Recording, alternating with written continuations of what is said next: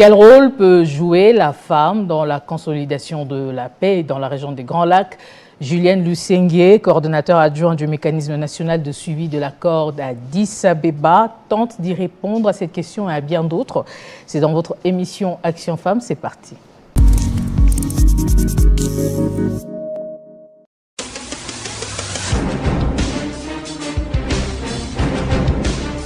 Originaire de l'Est de la République démocratique du Congo, Julienne Lusenge est défenseur infatigable et intrépide de la justice, de la paix et de l'égalité des sexes. Elle a fondé 2 ONG distinctes. En 2001, elle est devenue la cofondatrice et la présidente de la Solidarité féminine pour la paix et le développement intégral Sofepadi, une ONG qui travaille pour la promotion des droits des femmes et des filles et sur la santé sexuelle et reproductive dans l'Est de la RDC. Et en 2007, elle crée le Fonds pour les femmes congolaises, FFC, où elle occupe le poste de directrice exécutive de l'organisation, une ONG née de la nécessité d'un plaidoyer plus large en faveur des droits des femmes. Le FFC travaille sur 6 piliers de plaidoyers distincts mais qui se chevauchent: l'autonomisation des femmes, le leadership politique des femmes, la transformation des conflits, la santé sexuelle et reproductive, VIH-Sida, la justice climatique et la protection de l'environnement et la violence sexuelle et sexiste. Parler de maman Julienne Lusenge, je dirais, c'est le genre de femme que le pays a vraiment besoin. C'est une femme qui travaille pour les autres. Elle est vraiment résiliente, elle est déterminée et elle est le genre de femme qui aime faire un travail très bien fait. Donc elle est perfectionniste, si je peux le dire. C'est une femme exceptionnelle, une femme de cœur. Si vous allez sur place à Beni, comme à Bunia, là où il y a le siège de Sofepadi, vous allez remarquer que Sofepadi fait un travail énorme. Il y a la prise en charge holistique des femmes victimes de violences sexuelles. Sofepadi a même un centre de santé, Karebuni Wamama, à Bunia, où on prend en charge les femmes victimes de violences de tous les territoires de la province de l'Ituri. C'est une femme qui mérite beaucoup de respect, beaucoup d'amour. Nous devons prier pour elle, pour que le Seigneur continue de lui donner beaucoup d'énergie pour faire ce travail-là, parce que ce n'est pas facile. Femme à plusieurs casquettes, Julienne Lusenge est membre de la campagne internationale qui milite pour mettre fin au viol et à la violence sexiste dans les zones de conflit, mais aussi vice-présidente de la Ligue internationale des femmes pour la paix et la liberté. Au nombre de ses mérites, l'on compte notamment les titres de chevalier de la Légion d'honneur de la France en 2013, le prix Ginetta Sagan d'Amnesty International en 2016, le prix international des droits de la femme en 2018 du sommet de Genève pour les droits de l'homme et la démocratie. En 2019, Julienne Lusenge a été choisie comme l'une des 100 personnes les plus influentes en matière de politique mondiale de genre par Apolitical, puis reconnue début 2020 par les Nations Unies comme la première de 20 femmes à surveiller, publiée dans les Nouvelles des Nations Unies sous les titres 20 femmes en première page des Nouvelles des Nations Unies en 2019. Depuis février 2022, elle est admise comme membre au conseil d'administration de Nobel Women Initiative. Julienne Lusenge a également été membre du haut panel chargé d'accompagner le président de la République Félix Tshisekedi dans la mandature RDC-Union africaine pour l'exercice 2021-2022, s'occupant des questions femmes, paix et sécurité, bonne gouvernance, démocratie, élections, droits humains et les contacts avec la société civile.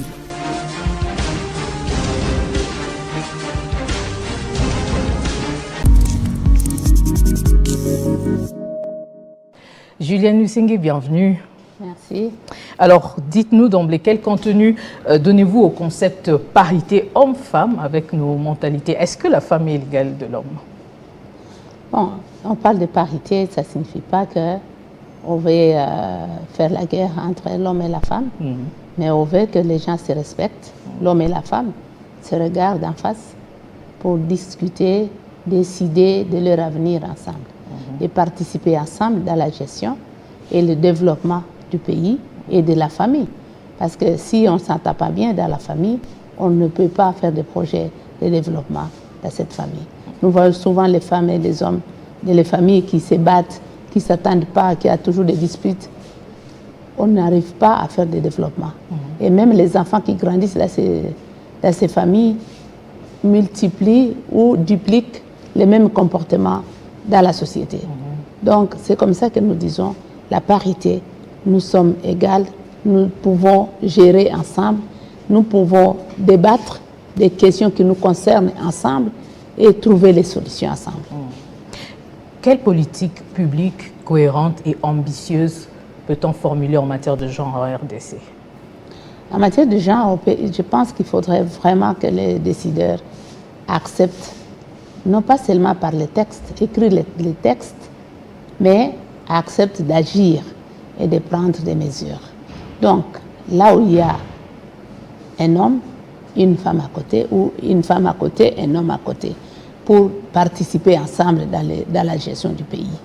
À tous les niveaux, il n'y a pas de places réservées aux femmes et de places réservées aux hommes. Parce que nous sommes nés égaux, nous avons les mêmes capacités et nous voyons parfois dans les écoles des filles qui sont plus intelligentes, qui arrivent à aller plus loin et qui peuvent donner des idées innovatrices pour faire avancer le pays. Alors, femme à plusieurs casquettes, vous l'êtes.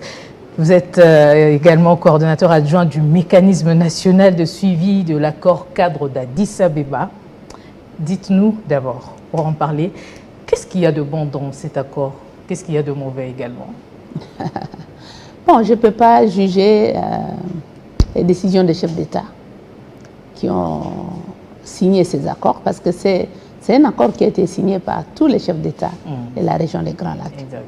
Mais seulement, nous devons savoir qu'il y a eu beaucoup d'exigences du côté de la RDC et les autres pays n'ont pas eu autant d'engagement. Donc c'était à la RDC qu'il fallait, on nous a donné 6 ou 7 engagements. Et c'est parti même sur nos finances. La souveraineté de notre finance a été aussi touchée. Donc on devrait travailler pour la cohésion, réformer notre armée, réformer les services de sécurité, la justice. On devrait aussi promouvoir la démocratie et la cohésion sociale. Et donc, c'était comme si c'est la RDC qui était la fautif dans la région des Grands Lacs. Et pourtant, la RDC, c'est plutôt la victime de la région des Grands Lacs parce que les autres voisins, ils sont là pour piller, pour agresser, pour nous maintenir dans l'état de l'inaction pour le développement.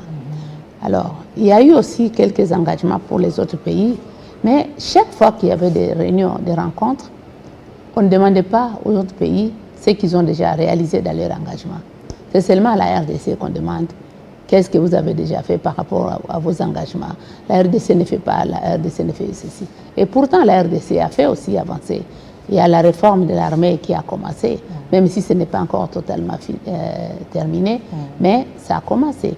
Et même pour la justice, pour la démocratie, nous sommes le pays qui organise quand même mieux les élections par rapport aux autres. Exact. Et donc, c'est comme ça que cette année, c'est la 10e année de l'accord cadre.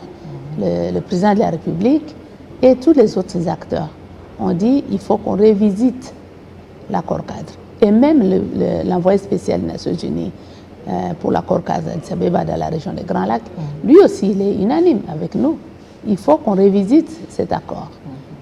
On a eu une retraite à Durban, mais avant d'aller à Durban, nous, en tant que mécanisme de suivi de l'accord cadre, ici au niveau national, nous avons organisé aussi notre atelier pour nous préparer, ce que nous devons aller dire là-bas. Et c'est comme ça qu'on a réuni la société civile, les grandes personnalités ici, et les différents ministères sectoriels pour voir ensemble qu'est-ce que nous allons dire, quelle est notre position, qu'est-ce qui est positif, qu'est-ce qui est négatif et qu'est-ce que nous voulons de cet accord. Alors c'est comme ça que le coordonnateur a dirigé la délégation qui est allée à Durban et nous attendons les conclusions qui vont sortir des travaux que les experts vont finaliser pour qu'on puisse voir comment avancer. Sinon, l'accord est bien parce que c'est pour la paix, mais on ne va pas dire pour la RDC. Donc c'était comme si c'est seulement la RDC qui est concernée. Mais non, l'accord pour la région de Grand Lac, pour la paix, parce qu'on a vu même les gens qui ont agressé la RDC, qui ont violé l'accord, n'ont pas été inquiétés. Les pays voisins, et même l'Union africaine elle-même, n'a pas dénoncé. Il n'y a rien qui a été fait à l'encontre de ces pays. Le Rwanda, que nous avons toujours décrié depuis des années, qui a violé, qui continue à violer l'accord cadre. Donc, pour nous, c'est important qu'on puisse regarder qu'est-ce que nous allons faire. Mais vous savez, au-delà de tout ça, au-delà des accords et tout, il faut que nous, au niveau interne, nous puissions nous organiser. Il faut que les Congolais puissent arrêter de se faire des illusions, de faire de la distraction. Nous devons soutenir les efforts. Le chef de l'État a fait sa part et la société civile doit faire sa part. Chaque citoyen congolais, là où il est, il doit faire sa part, doit prendre conscience que ça suffit maintenant, on ne va pas continuer à se moquer de nous. La souffrance que les gens sont en train de traverser dans les camps de déplacés. Nous avons été là au mois de septembre, octobre. On a été là avec la délégation de l'Union africaine. On a vu la souffrance.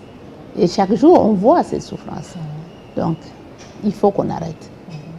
Est-ce que cet accord servira encore à la paix?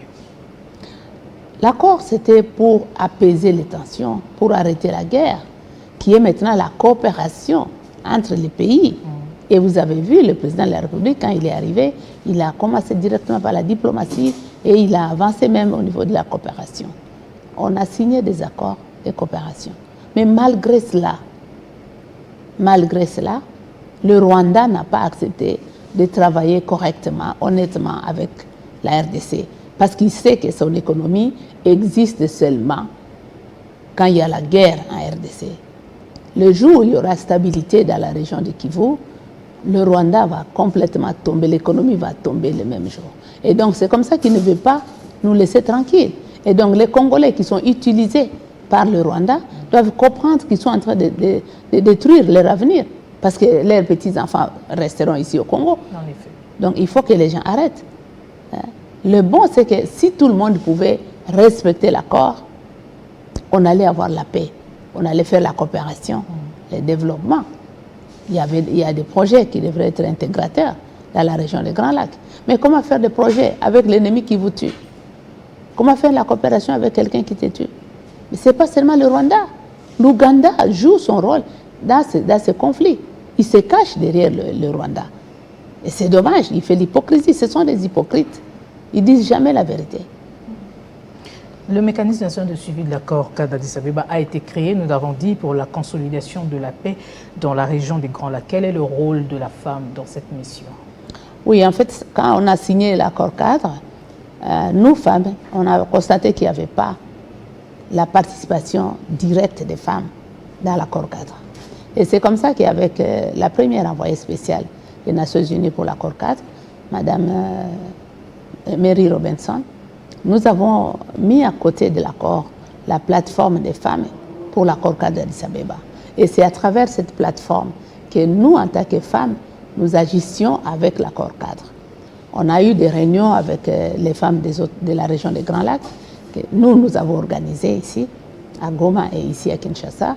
Les femmes du Rwanda, de l'Ouganda, de Burundi, de Centrafrique, de Brazzaville et Sud-Soudan.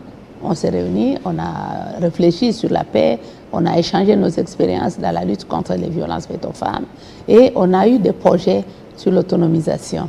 Les organisations des femmes que nous avons financées ont vulgarisé l'accord cadre. Et par exemple, à Béni, la vulgarisation de l'accord cadre a permis à ce que les populations puissent comprendre quel est le contenu de cet accord. Et même après, ça a facilité aussi le commerce transfrontalier entre les femmes de l'Ouganda et les femmes de Nord Kivu, de Béni. Aussi du côté de Rutshuru, ça a facilité la collaboration entre les femmes de Rutshuru, Masisi et les femmes des frontières avec le Rwanda pour parler sur la paix. Et ça a déjoué beaucoup de des tensions ou bien des groupes qui voulaient commencer la guerre, chaque fois les femmes, soit les femmes qui sont frontalières au niveau du Rwanda, informaient les autres et les femmes congolaises dénonçaient déjà et ça a stoppé le mouvement. Ou si c'est pour le Congo aussi, les femmes congolaises dénonçaient et ça s'est arrêté. Et donc, ça a aidé. Et puis au niveau des Ouvira aussi, les femmes ont travaillé avec la CORCAD, elles ont pu démobiliser 17, elles ont pu récupérer plutôt 17 armes légères qui étaient entre les mains des jeunes dans les camps des déplacés. Elles ont aussi découragé les groupes rebelles burundais qui venaient recruter dans les camps des déplacés. Parce que ces femmes leur ont dit non, il y a l'accord cadre, on ne peut plus permettre ces actes venir être posés dans les camps des déplacés. Vous ne pouvez pas venir ici dans les camps des déplacés recruter. Donc, il y a eu des actions que les associations des femmes ont menées. Alors, en tant que présidente du conseil d'administration de Sofepadi et directrice du Fonds pour la femme congolaise, quel type d'intervention mettez-vous en œuvre selon qu'il s'agit d'une zone de conflit ou d'une zone de paix en faveur de la jeune féminine? Bon, disons, on ne peut pas définir la paix seulement par les balles qui crépitent. Notre pays en général, il y a manque de paix parce qu'il y a manque de pain. Quand on ne mange ça c'est pas, bien trouvé. Manque de paix parce qu'il y a manque de pain. Oui, parce qu'on n'a pas la paix quand on n'a pas du pain. Et ça fait des tensions dans la société, dans les quartiers aujourd'hui à Kinshasa. Est-ce que nous pouvons dire qu'il y a la paix avec tous ces Koulouna qui sont en train de commettre des crimes, qui sont en train de tuer les paisibles citoyens, les paisibles citoyens. Ils sont en train de détruire les maisons des gens, même dans les églises. Donc il n'y a pas la paix. Nous devons travailler pour la paix, sensibiliser les gens, mais aussi au niveau du gouvernement, on doit faire un effort pour donner du travail aux jeunes, pour l'encadrement des jeunes, pour qu'ils ne soient pas exposés dans les recrutements. Là où il y a la guerre déjà, comme dans le Nord Kivu, l'Ituri, nous travaillons avec les associations des femmes pour que ces femmes puissent sensibiliser pour la paix, prévenir. Parce que si on informe les gens sur les conséquences, c'est mieux que de dire on attend que ça arrive et commencer à dire qu'est-ce qu'on fait. Et puis la résolution des conflits, il y a beaucoup de formations qu'on doit avoir. Il y a des formations qu'on donne aux chefs coutumiers, des formations qu'on donne aux femmes, aux jeunes, pour que ces gens puissent aussi transmettre. Nous avons mis des périodes de paix où les femmes et les jeunes et les hommes se réunissent pour débattre des questions de paix, des conflits qui sont là, intercommunautaires. Les membres des périodes de paix s'assoient et invitent ces gens pour venir débattre et trouver la solution. Nous avons déjoué à 2018, pendant les élections passées, les femmes que nous avons formées, elles ont pu résoudre plusieurs conflits, plus de 260. Elles ont résolu ces conflits dans les périodes de paix. Et les chefs locaux font confiance à ces groupes, vont vers les groupes de femmes pour solliciter leur intervention, pour résoudre les conflits intercommunautaires ou entre familles ou entre personnes. Parce que ça aide vraiment à calmer les violences. Pendant les élections passées, les membres des périodes de paix allaient dans les villages pour sensibiliser, pour demander aux candidats de ne pas allumer le feu. Plutôt, s'ils constatent qu'on a volé leur voix, ils doivent venir aux périodes de paix pour s'asseoir.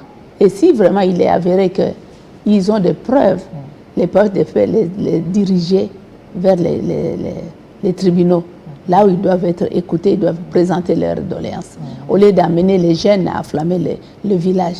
Et ça a aidé, ça a vraiment calmé, déjoué plusieurs conflits.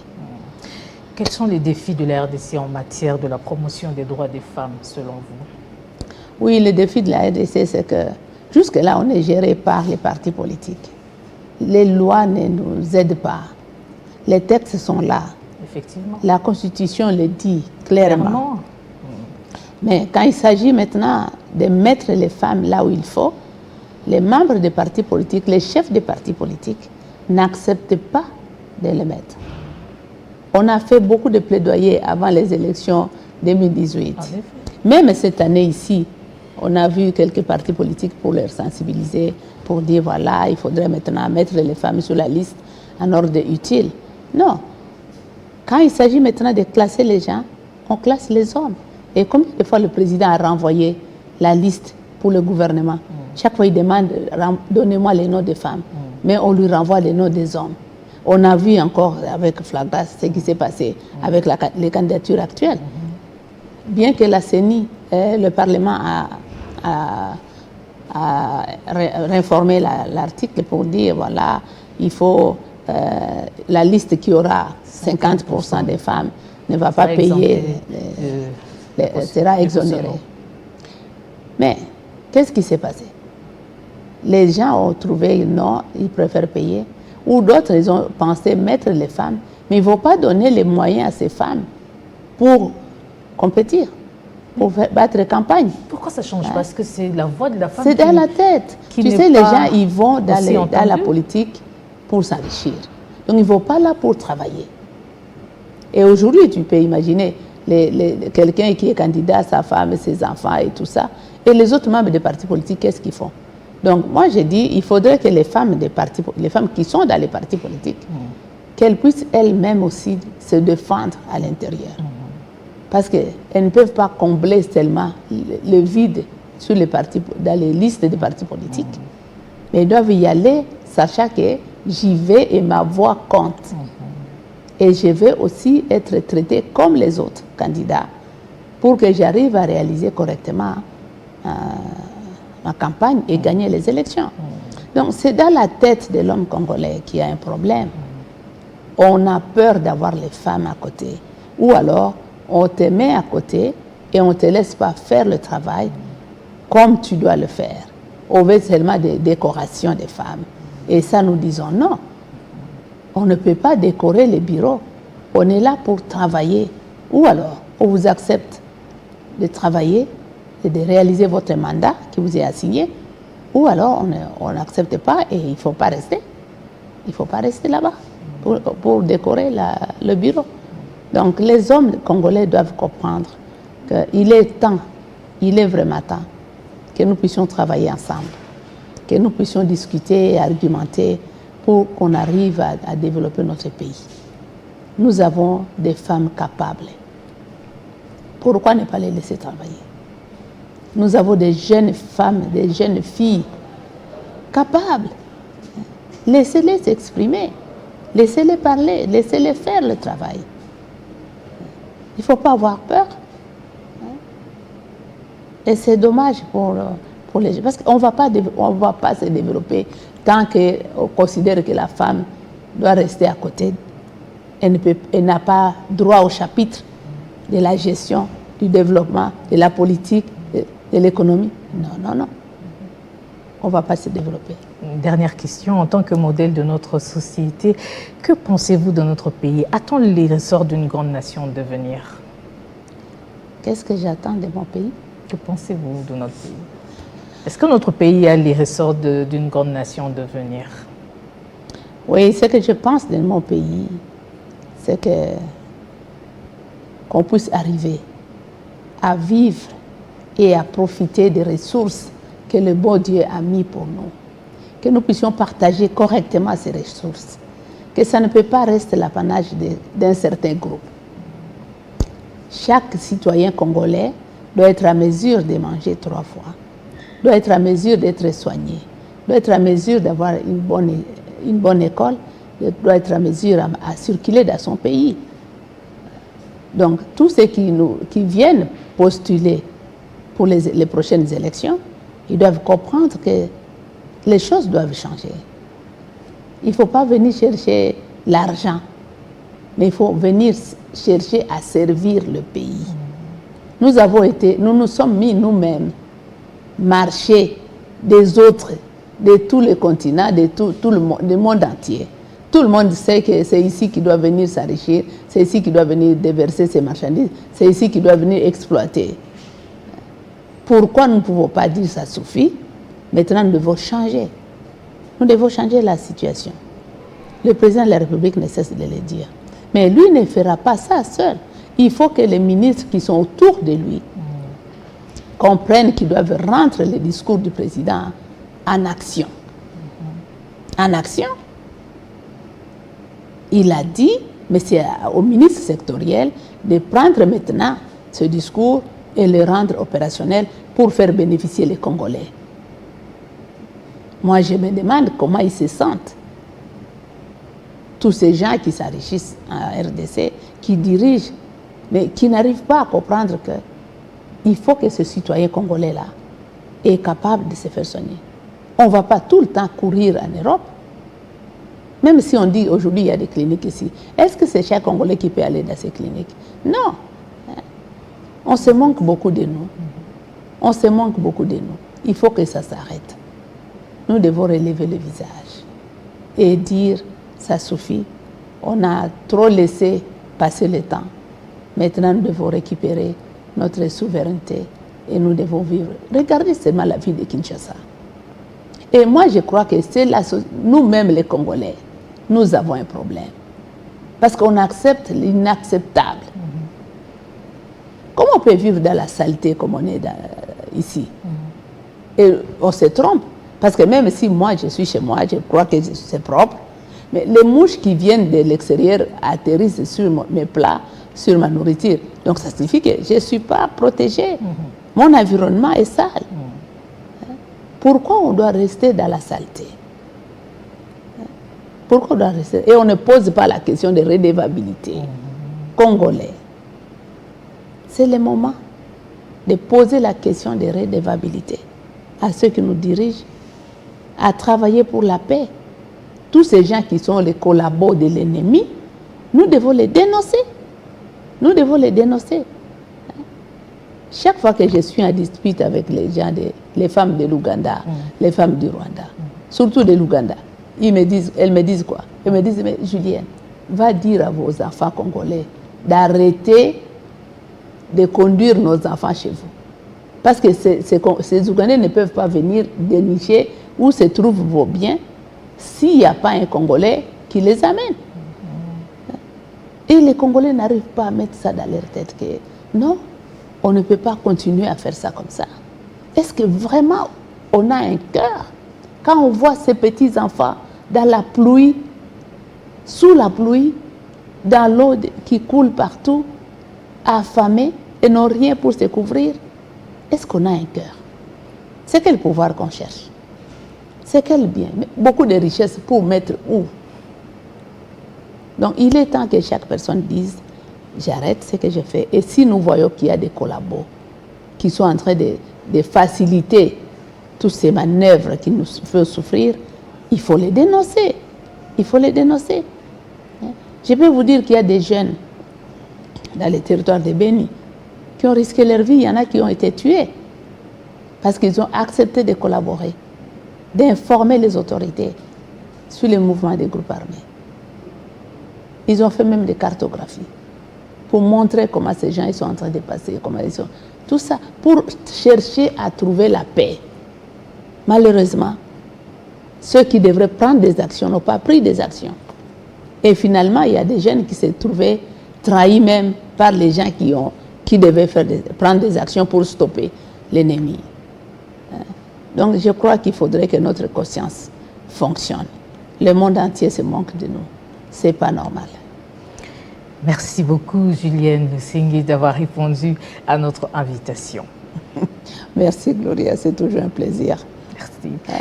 Julienne Lusenge, coordonnateur adjoint du mécanisme national de suivi de l'accord d'Addis Abeba, a été notre invitée du jour. Avec elle, nous avons parlé du rôle de la femme dans la consolidation de la paix dans les Grands Lacs, mais aussi de bien d'autres questions. Vous avez remarqué, ce sera tout pour Action Femmes d'aujourd'hui. Merci de votre attention soutenue. À très vite pour un prochain numéro.